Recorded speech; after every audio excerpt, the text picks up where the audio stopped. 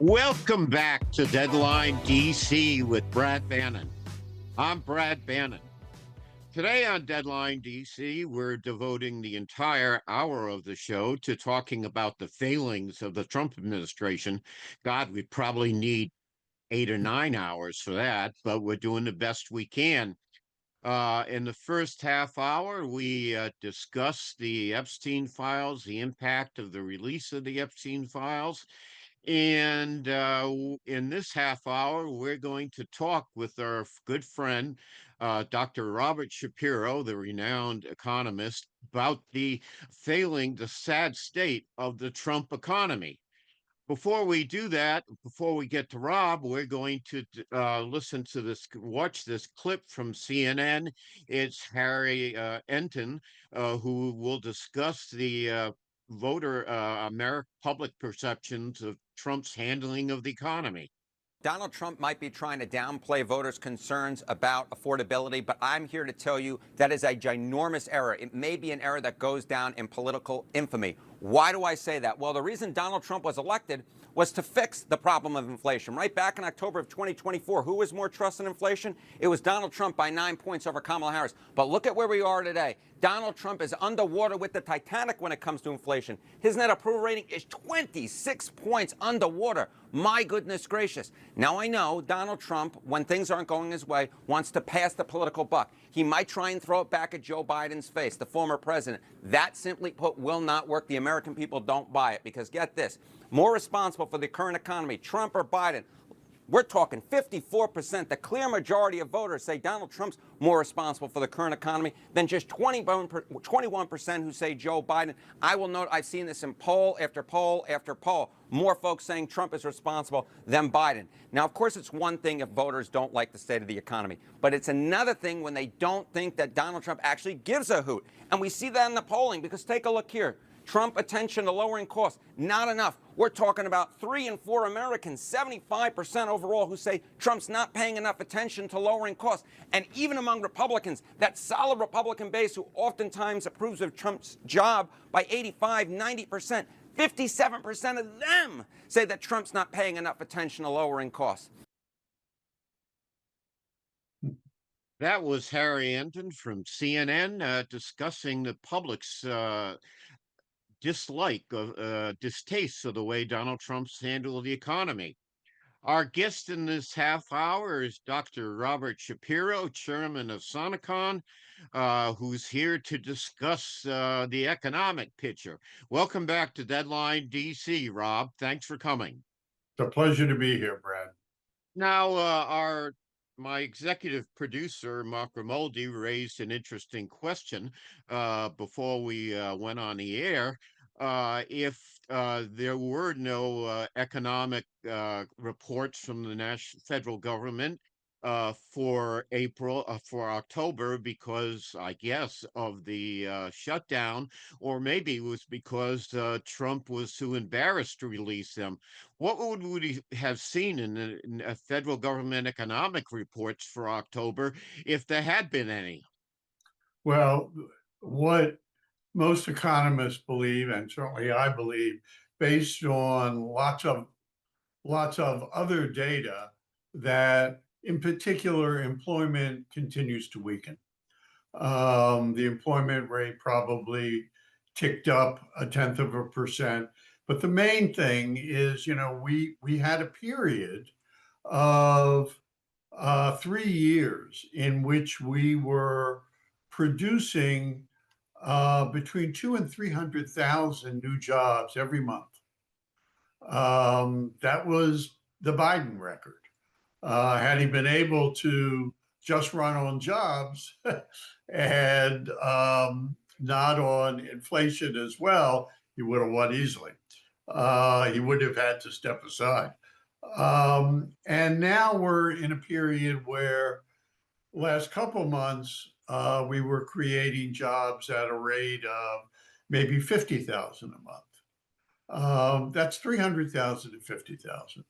And it's continued to deteriorate. And what that means is that people get worried about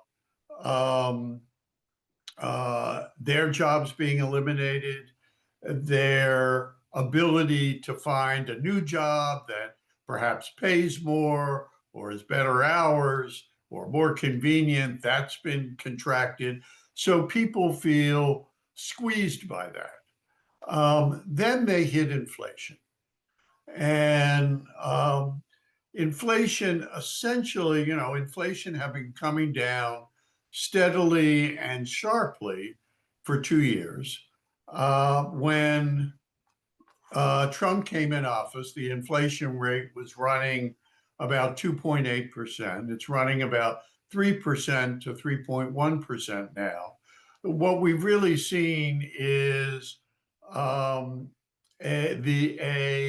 interruption in the end for a while of this steady decline in inflation. And whether you call it rising or whether you call it plateauing, depends on what you're spending your money on. Unfortunately, whenever prices go up, there's some things which go up much more, and then there's some things which actually go down. And they go down because demand for them declines, or the supply of it, rises. There was a great deal made of the price of eggs. The reason eggs were so expensive was because there was avian flu, and we lost millions and millions of chickens, and so we didn't have as many eggs. But demand, people still wanted eggs, and so the price went way up. Well, the avian flu period is over, and so the price of eggs has been trending down, but other things have been trending up, in part because of, in large part because of tariffs, but also because demand has still been there. Demand has been there despite the fact, and this is the other piece of Well, affordability. let me ask you a question while on the subject of prices. Yesterday, I think it was the Secretary of Treasury was on one of the Sunday morning TV shows, and he warned us that we may be headed towards $10 a pound ground beef. He also said that one of the reasons beef prices were increasing is that Mexicans were sneaking infected cattle over the border, which had killed much of our livestock. Would you care to comment on that? It's Yeah, I guess. it's beyond stupid. I mean, it's the idea that that at the border we can't prevent thousands of cows from crossing the border tells you that either he's never been to the border and he doesn't understand how things transit across the border. It's not like you put the cows on planes, or that he doesn't care whether what he says is true or not. That's been true of every economic spokesperson for this administration as long as Trump has been in office. And the reason is that Trump demands it, and Trump has demonstrated that he was able to get elected despite the fact that he lies all the time, and that people understood that he lied all the time. But they thought that he was strong, and consequently he would respond effectively to what was really bothering them, which was they feel like they're falling behind. And they feel that way because prices are rising and incomes are not. That's the other critical element here, is the slowdown in income gains. And that's particularly true for the bottom half of the country by income. Their incomes, which rose at a faster rate than more affluent groups under Biden, are now falling, while incomes are pretty strong in the top 20%. So But most people are squeezed. billionaires are still doing okay, aren't they? The rich are doing very, very well for lots of reasons, beginning with the fact that Trump has cut their taxes enormously. But in addition, he's cut regulations, which reduce costs for business, and wealthy people own the stock. So they own those companies. So when their profits go up, they get richer. In addition, we have these tariffs, but the White House gives out lots of exemptions. Rob, I'm going to have to interrupt you. We got to go to a short break for our radio listeners. We'll be back with more of Deadline DC and economist Dr. Robert Shapiro. Welcome back to Deadline DC with Brad Bannon. Our guest in this half hour is Dr. Robert Shapiro, the economist and chairman of Sonecon Corporation. Let me ask you about this, Rob. Uh, I read the stories about, this company laying off 10,000, another company laying off 20,000. I read about the inflationary price increases that are killing the pocketbooks and wallets of hardworking, financially pressed Americans. And I worry, is this economy going to crash at some point? Well, when the economy crashes, it's always a surprise to economists because most crashes, whether it in 2008, in 1987, in 1929, um, uh, they usually occur for reasons that nobody's paying attention to. In 2008, it was the mortgage-backed security market, and which nobody was paying attention to. So certainly there are a lot of large downside risks. But whether it comes from a crisis on the dollar because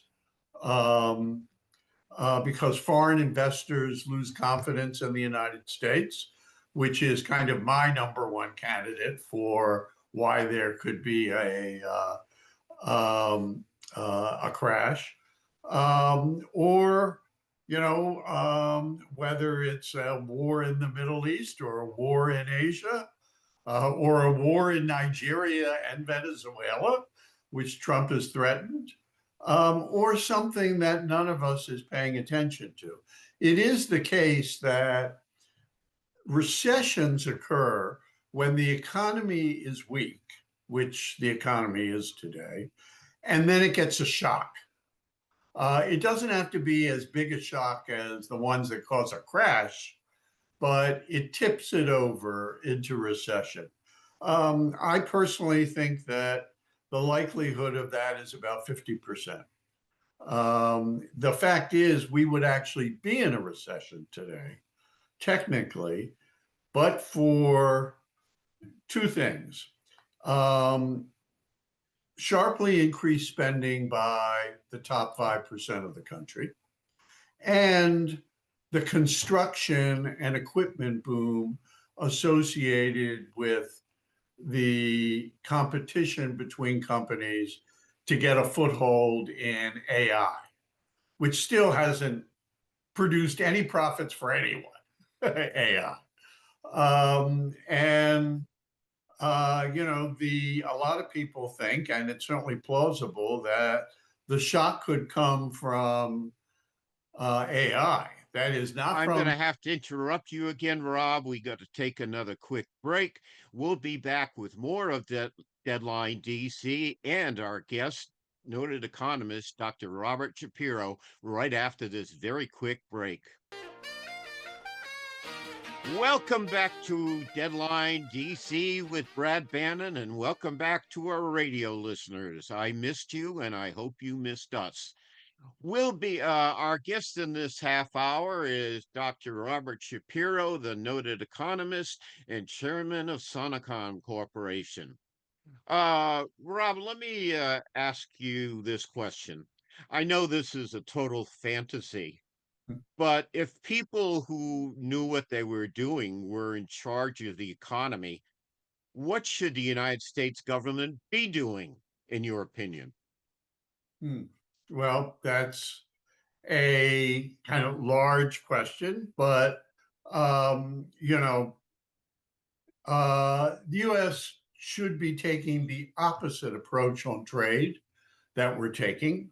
The reason we have imports and high imports is because the goods cost less than the comparable goods made in the United States. And lots of that is parts that go into making things that we make here. The first thing we should do for prices is to encourage imports. That will help bring down prices. And The second thing Well, is let me ask you about imports first. Last week, after raising imports on meat, dairy products, and tropical fruit, the president issued an executive order lowering tariffs on all those things, which is, is that I guess it's an admission that is high tariffs on at least those things was wrong. Is that going to have any impact? no, it's too limited. What he's focused on are things that people buy every weekend in the supermarket because he wants people to feel like there's some little progress. It's not, there is, it's doubtful that these moves will have a significant effect because um, the processors and producers here um, have already put in place a pricing schedule. And all of these industries are very highly concentrated, where 4 or 5 companies control 70–80% of the market. And that means that they don't have to respond to a decline in a marginal part of their supply. And so I don't think it will not have any effect on overall inflation. This is policy by press release, which is often the case with the Trump administration. Okay, well, I interrupted you in the middle of an answer. I asked you about what we could do to fix things if people who knew anything about the economy, like you, were in charge. You mentioned increase imports. What else should we be doing? Look, the fact is there is not a lot that the government can do that has a immediate effect on the economy.